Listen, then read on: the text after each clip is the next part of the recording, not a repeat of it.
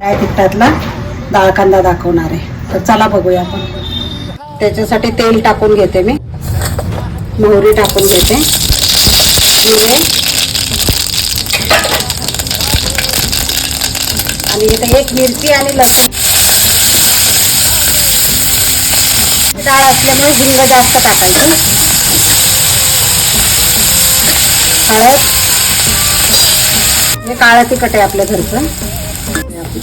चण्याची डाळ 2 तास भिजत घातली होती, जास्त पण नाही भिजवायची. हे जाडसर थोडंसं कूट टाकायचं. कोथिंबीर पण जास्तच टाकायची. हे बघा किती छान दिसतं. ही शिट्टी घ्यायची.